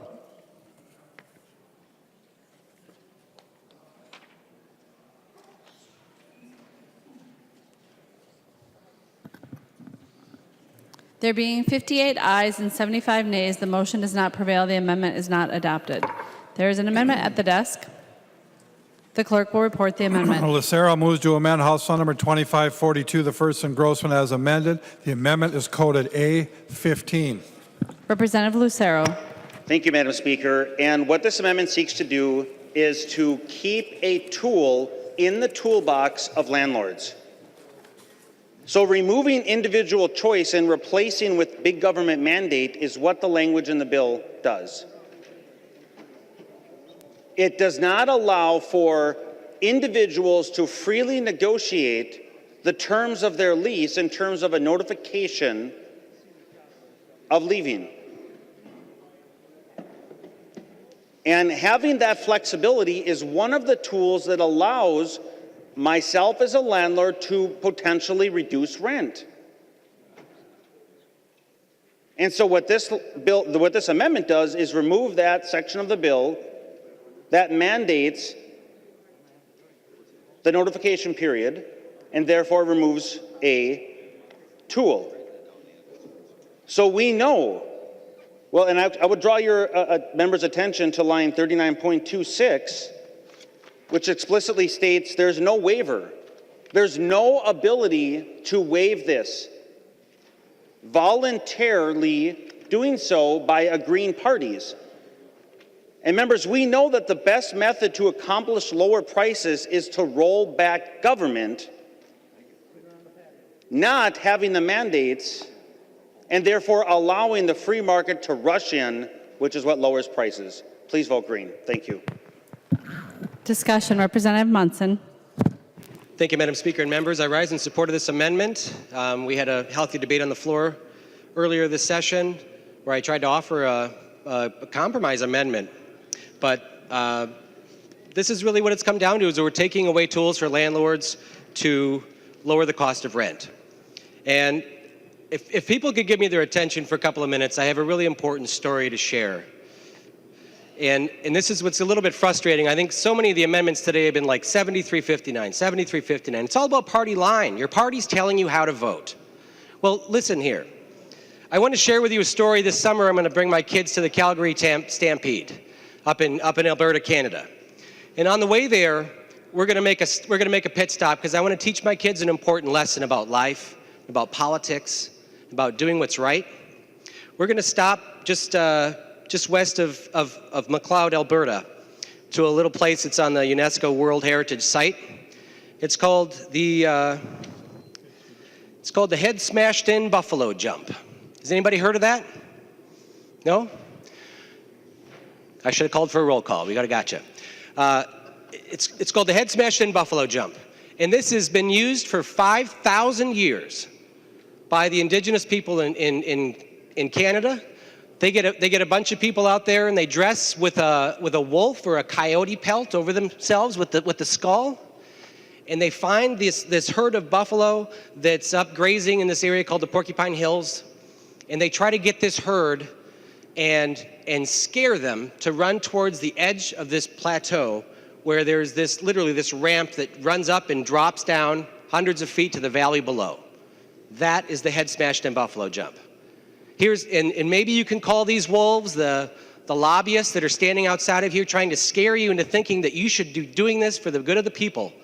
But as this herd runs towards the edge of this jump, and those first buffalo see that edge of the cliff, and they stop, they put the brakes on, but the whole herd pushes them off. Head Smashed In Buffalo Jump. For 5,000 years, they've been using the same herd mentality to eat. Once in a while, you should pay attention to these bills and realize what we're doing here. We're raising the cost of rent. I don't know how to smash that into people's heads to figure out how we're raising the cost of rent by passing bills that take away important tools that landlords use today to lower the cost of rent. There's a few people out there, a few bad landlords that are using those laws or using this inappropriately. But there are so many people that use these tools to be flexible and to have reasonable accommodation, to allow people with different issues, or they have flexible job, they don't know if their job's going to be here for 6 months or 6 years, and they want the ability to keep their rent low. And landlords will do that if we can get more notice. This is an important tool. And I really wish that we could get through to some people to not have the whole herd vote no on every single amendment. But I'm going to enjoy my summer vacation with my kids, and I'll report back on how great that site is. Thank you. Representative Liebling. Madam Speaker, I'm not rising to a point of order, but I probably should be. I have rarely heard such offensive allegations on this House floor. Members, I have been sitting here listening to this debate, listening to the landlords in this body arguing for their own self-interest, and it is really disgusting. It is disgusting. And if you think that the votes that are coming in are because of partisanship, maybe they're because the people who are arguing for these amendments, maybe you're wrong. And maybe what you're saying is really offensive. And maybe we think that tenants should have a better opportunity to have an affordable home. Maybe that's why we're voting no. So members, there are rules about speaking about people's motivations on this floor. Let's adhere to them. And let's talk about the merits of an issue. And please, let's not argue in our own self-interest. This is supposed to be about the people that we represent, not me, I. That is really offensive. Representative Noor. Madam Speaker, Representative Lucero, this provision is about balancing the power between the landlord and the tenant. This comes to when the landlord gives a tenant 60 days, and the tenant is given 30 days to move out, and that shows there's imbalance of power, where we're not allowing the tenant to take advantage of the same tools that you just talked about. So they may end up being evicted or moved out of the housing, and they don't have any other place to go. So this is making sure that there's a balance of power. And we also talked about the principle of mutuality. If it's 30 days, then good for the landlord, 30 days should be good for the tenant. If it's 60 days, then it's also be 60 days for the tenant. We're not taking away the tools for you to use any amount of months, but making sure that there's a balance between the tenant and the landlord. Please vote red on this amendment. Members on both sides of the aisles, please do not arraign the motives of members on the other side of the aisle. Representative Lucero. Madam Speaker, you just took the words right out of my mouth. Madam Speaker, as a landlord, it was contradictory, the words out of the mouth of another member, telling me that I'm voting in my self-interest. Members, you know how I'm voting? I'm voting in my experience. Questioning the motives out of one side of the mouth, while at the other making allegations that I'm voting in my self-interest. It's unbelievable, the doublespeak. And then offensive? You know, one of the most offensive things that I've heard on this floor in the last 2 weeks is calling Republicans racist. That is offensive. Not this pseudo-offense that was just mentioned. Please vote green on this amendment. Seeing no further discussion, the clerk will take the roll. There's no roll call. All those in favor of the amendment, please say aye. Aye. Those opposed, please say no. No. The motion does not prevail. The amendment is not adopted. Members, there's an amendment at the desk. The clerk will report the amendment. Lucero moves to amend House File Number 2542, the first engrossment as amended. The amendment is coded A16. Representative Lucero. Thank you, Madam Speaker. And Madam Speaker and Representative Noor, it's my understanding that the background for the language before us in this particular bill arises from the University of Minnesota campus. And last year, another member carried this language, and we heard it in committee. And so I've heard this language now for 2 years. I've heard the student groups that are behind this now for 2 years. And Madam Speaker and Representative Noor, I'm partial to their arguments. I don't dismiss their arguments. And I think that there is work that can be done. And I appreciate some of the work that you've done in this. I very much do. But the fact is, members, that the background for the language before us coming on the University of Minnesota campus, for the most part, it's narrow and specific to that single case. Student housing for shared styled apartments.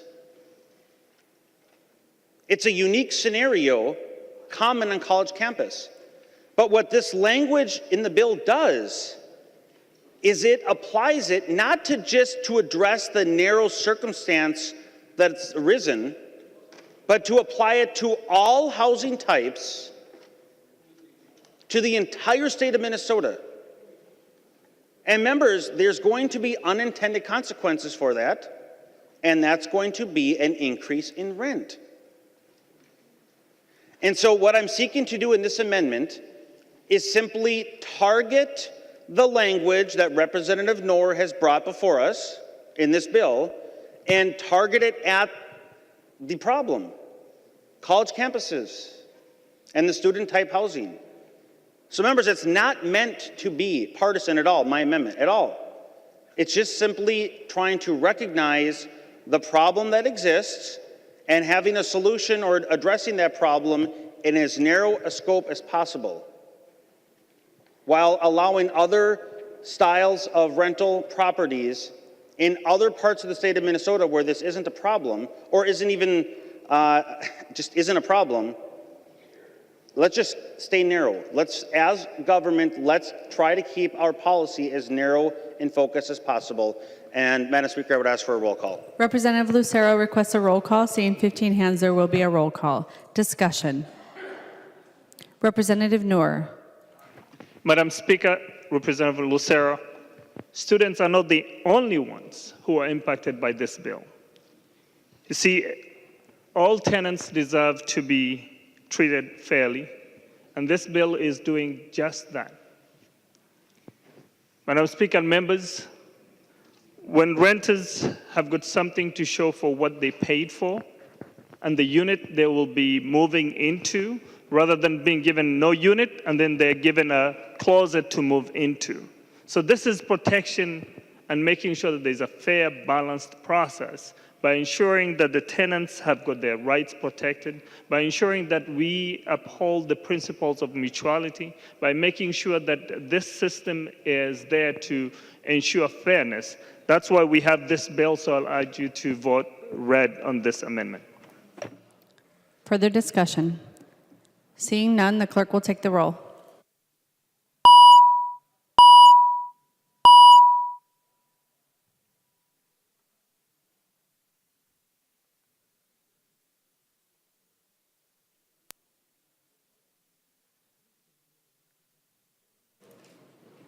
The clerk will close the roll.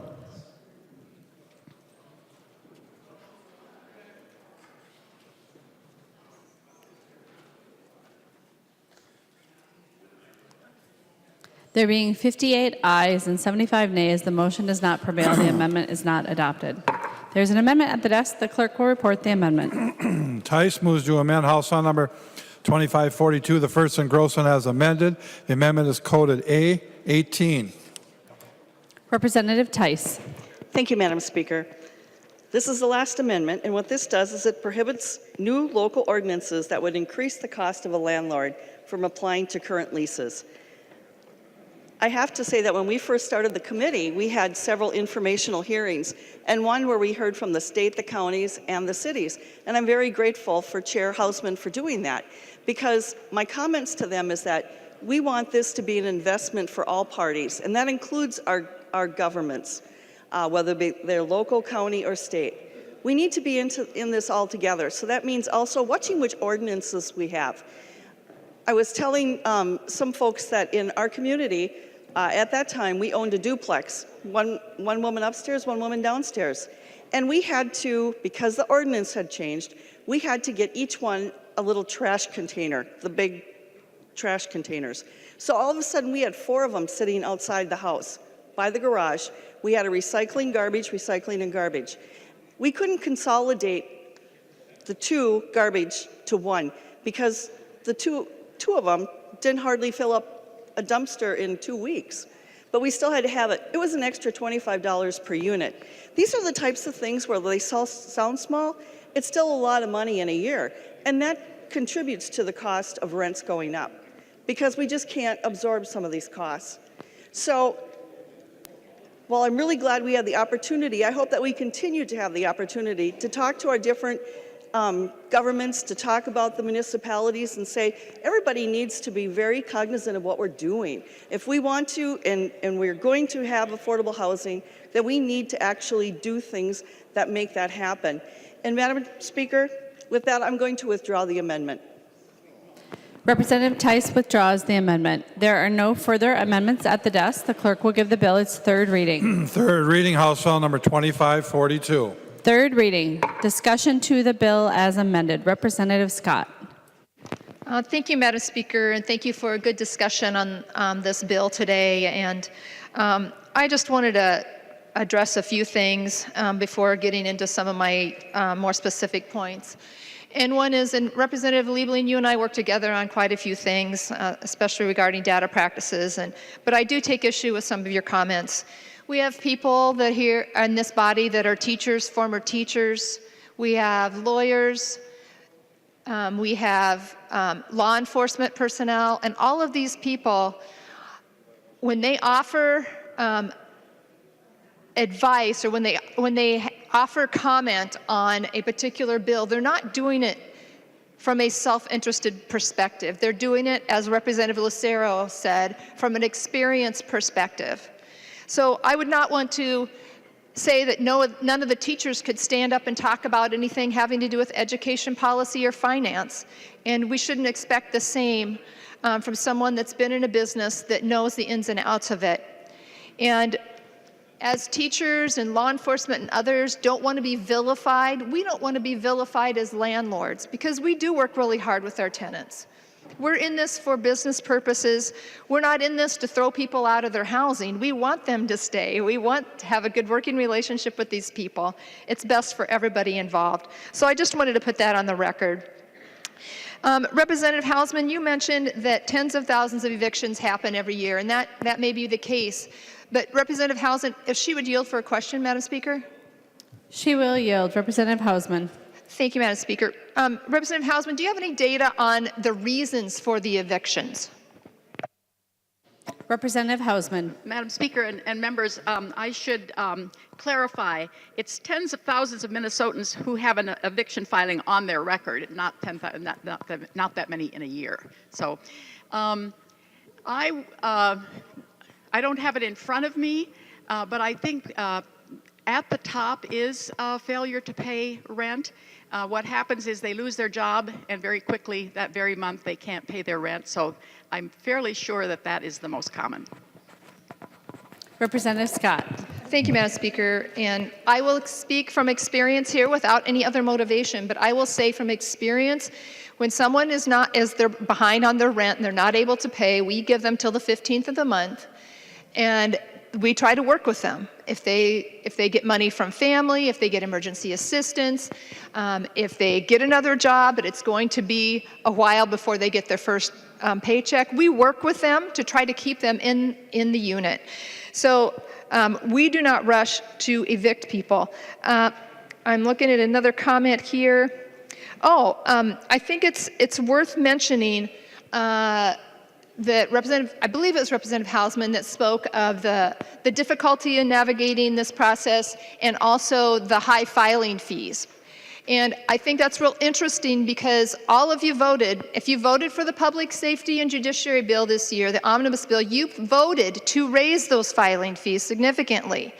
So that does add to a major cost of people when they are evicted and they're a couple of months behind on their rent.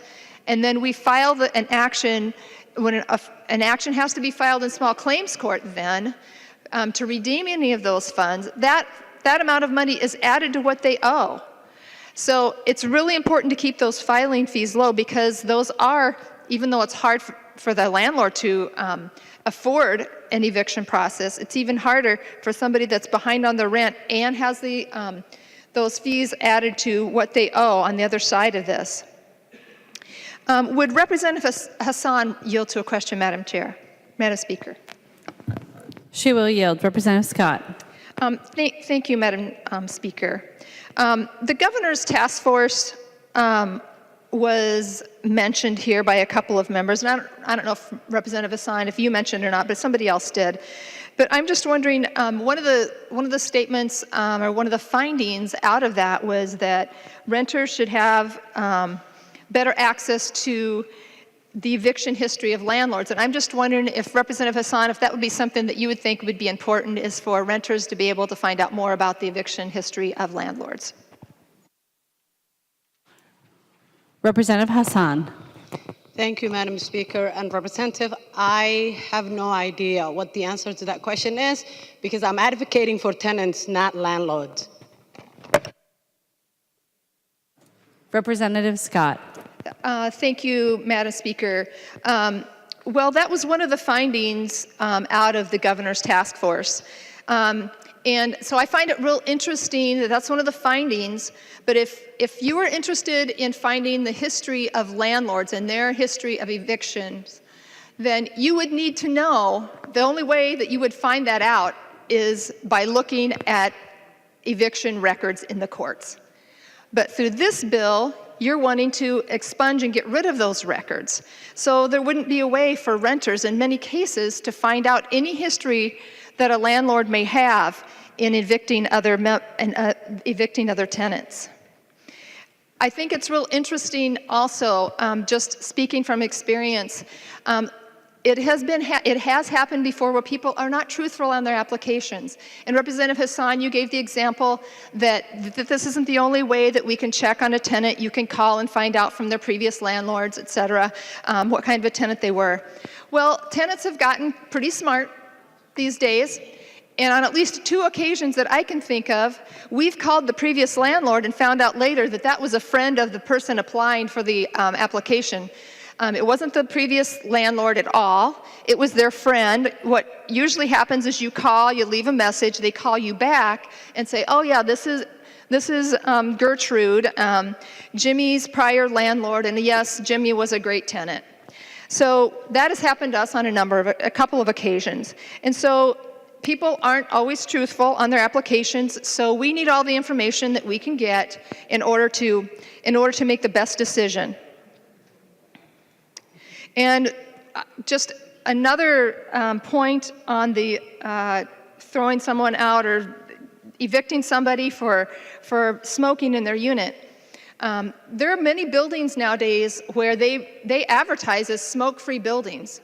I don't want to live in a building or an environment where people are smoking. And especially if I have asthma or other health issues, it's very important if I have a smoke-free building to keep it smoke-free, because that's what other tenants paid for and are there for. So if someone is smoking in a building where the lease says there's no smoking, then they are breaking the lease. And it's not fair to the other tenants in the building. One of the other issues that was brought up by Representative Hausman was that some landlords go back 20 years and look at evictions and base their decisions on that. And I have to say, I've never experienced that. There may be landlords that do that. They're shooting themselves in the foot, in my opinion. Most people just don't go back that far. And I'm always willing to talk to a potential tenant. And if they explain to me what their eviction was for, we work it out with them. If it's been for 3 months in a row or 3 evictions in a row where they've not paid their rent, then that's a red flag. And we don't rent to them. But if they've lost a job, if they've had health problems in their family, we try to work through those issues with the people that are applying for an apartment with us. One of the most troubling things about this bill, I think, members, is that a tenant that is in the eviction process, that it is not even public record for another landlord to know about when a person could be renting from me, I file the eviction notice, they go apply for a lease with Representative Lesh. I know he owns rental property. And Representative Lesh doesn't know that that has been filed. And so he may not know that, for instance, one of our buildings that we had, when we bought it, we found out that there not only was a drug problem, but we had a gang member living there with his girlfriend. The gang member's name was not on the lease, but he was living there with her. And it was causing a lot of not so great activity to go on in our building. And so had we not been able, in this instance, if Representative Lesh was unaware of that, this young lady could have gone and applied for an apartment with him and gotten in, and he would have had the same exact problems I had of someone that has a gang member living with them that's not on the lease. So that is one of the more troubling aspects of this bill that I find, members. And, you know, I'm sympathetic to people that have a lot of rental units in their district, but I think part of this bill, at least, is a solution looking for a problem. And it's way too broad, and I think it will have really negative consequences. And as has been mentioned here, one of those consequences is going to be higher rent. And so with that, Madam Speaker, I would encourage a no vote on the bill, and thank you. The member from Anoka, Representative West. Thank you, Madam Speaker. And it's great to see that this bill focuses a lot on manufactured housing. That is something that has been historically overlooked when we're looking at affordable housing in Minnesota. And if we're serious about making housing more affordable, manufactured housing has to be a huge part of it, because you can't get more affordable than that. And Representative Howard and Representative Noor both carried provisions that I carried last year that were unfortunately vetoed, so it's great to see you're bringing back some of our good old ideas to make sure we can get them across the finish line this time. But I'll be supporting this bill. Thank you very much. Representative Herr. Thank you, Madam Speaker. And members, I just wanted to ask for a green vote on this and support the bill. You know, I think that we could stand here all day and provide our stories about awful stories that landlords have to experience, and then awful stories about tenants and the things that they have to experience. And I think it's really important, this is probably the academic, really heady piece of me saying this, but that we can have stories and truths that are completely opposing and contradictory of each other, but those truths are truths for people regardless. And then I think it's really important for us to remember that this is about the balance of power. This is about the fact that who has the power in these situations? It's wonderful, I've said this in committee, that we have such great landlords in this body. Those great landlords can continue to be great landlords. This does not prevent them from being great landlords. That there are people who experience, right? Like if I can't, in systems of power where if I'm a tenant and I don't have the power, even there are already, like, as much as we have landlords here who give their experience, we also have people here who have rented and it's their experience. And those people experience tell them, especially people who look like me, that sometimes someone is just looking for any reason not to rent to me. And that there are things that happen, whether people's judgment, what they think, what they perceive of when I walk through that door, those things exist, whether we all believe it and whether you experience it or not. Those of us who have been tenants do experience that. So I ask that for us to remember that this isn't about who can tell the most stories about the awful experiences they have seen. Wonderful that we have great landlords here, but we've also had people who've had a terrible experience of being tenants, and when the balance of power is tilted against them, makes it really, really challenging for people to have secure housing so that their children can learn, so that they can keep jobs, so that we can then try to disrupt the systems of the cycles of poverty, and that really starts with stability in housing, and that we worked really, really hard on ensuring that we're really thinking about where the balance of power lies and how do we make those small corrections.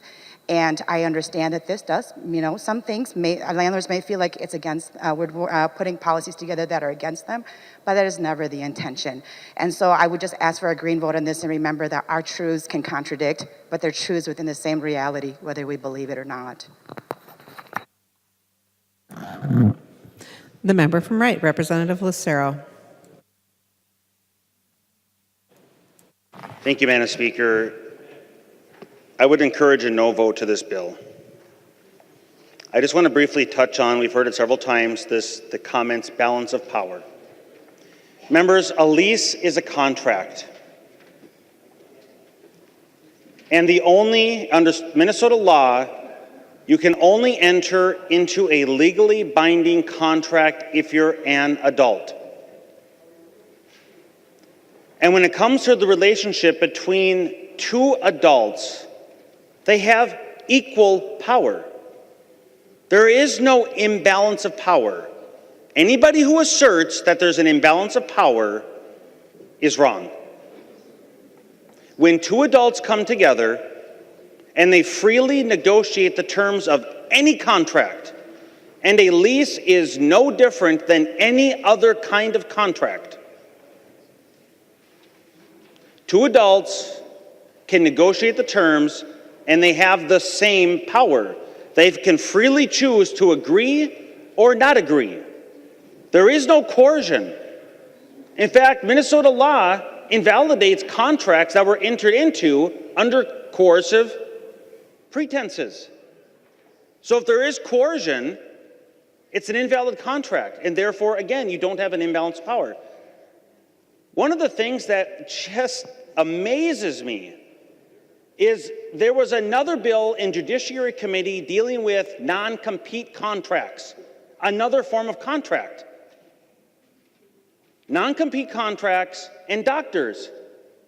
And part of the testimony we heard was that doctors don't know what they're doing, and therefore we need Minnesota law to protect them. I couldn't believe my ears, members. A doctor, 12 plus years of school, knows what they're doing. And so does anybody who freely chooses. Nobody's forcing anybody's hand to enter into a lease contract. We don't need big government getting in the way, which will do nothing else except raise the cost of living in Minnesota. Please vote no. Further discussion to the bill. Representative Hassan. Thank you, Madam Speaker and members. Housing is the key essential for many of our families. I am neither a tenant nor a landlord, so I have no horse in this game except to advocate for the people that I represent. Are there good landlords? Absolutely, yes, and I thank you for being a good landlord if you are one. Are there good tenants? Yes. Are there bad tenants and bad landlords? Yes. There are bad landlords who take advantage of poor people, immigrants, people who English is not their first language, people who don't have the time to go to court and fight these battles that they put out. Many people in my community, at least the community that I represent, don't have either the time to go to court, don't understand their rights, or have other pressing matters, such as putting food at the table, keeping a roof over their kids' heads, and doing important tasks. Many evictions impact people of color and indigenous communities. It impacts children, it impacts single mothers. So this is a great bill.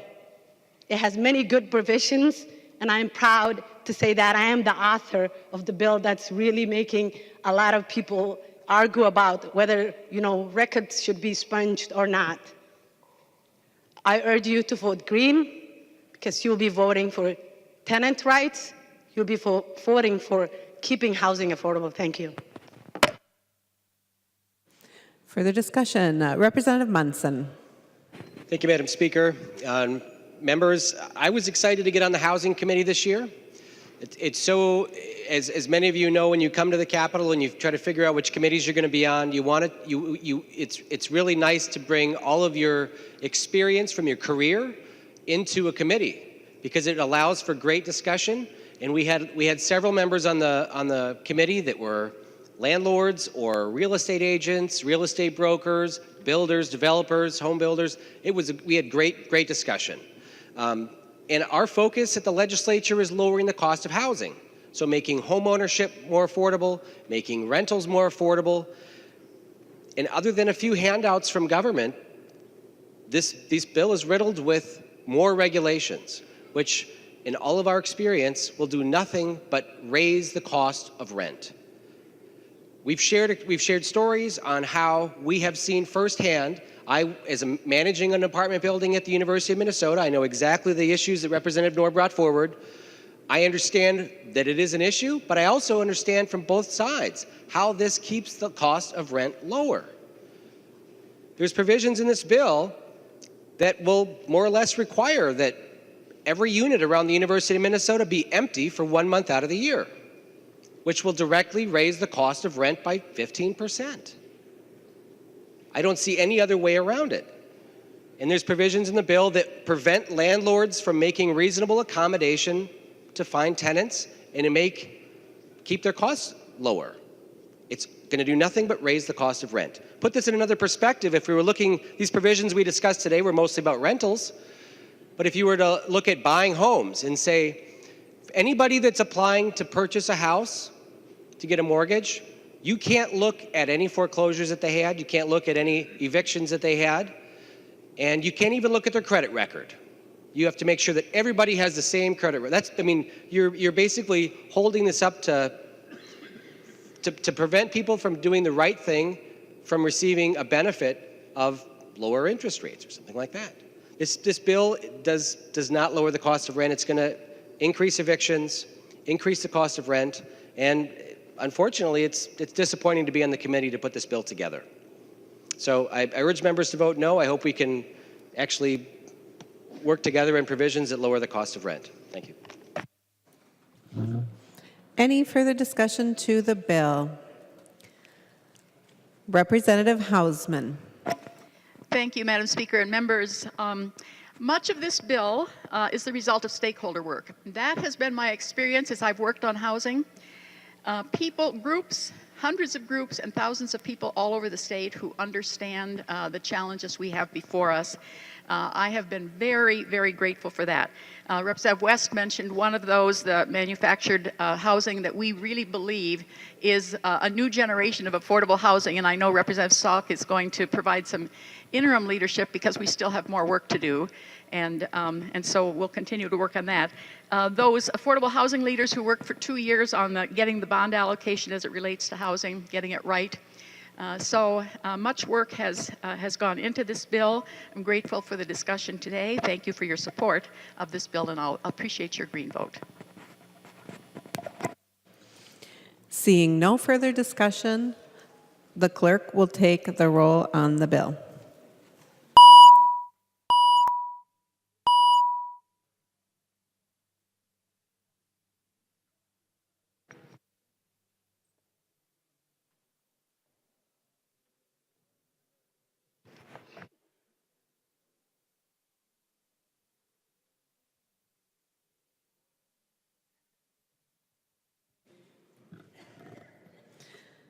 Members, please vote if you desire to vote. The clerk will close the roll.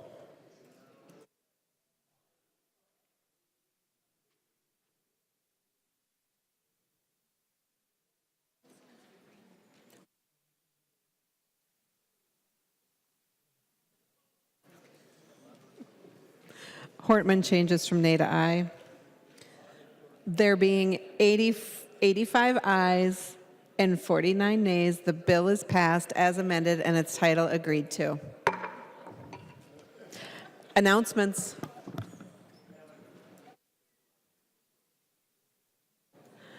Representative Olson. Madam Speaker, I move that when the House adjourns today, it adjourns until 10:30 Tuesday, May 7th, 2019.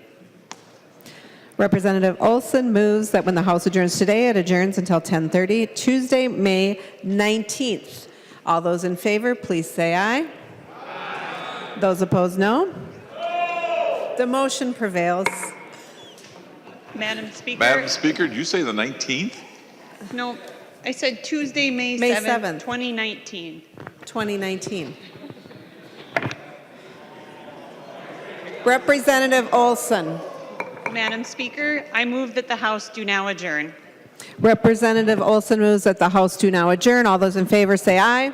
Aye. Those opposed, no. No. The motion prevails. The House stands adjourned until 10:30, May 7th, 2019.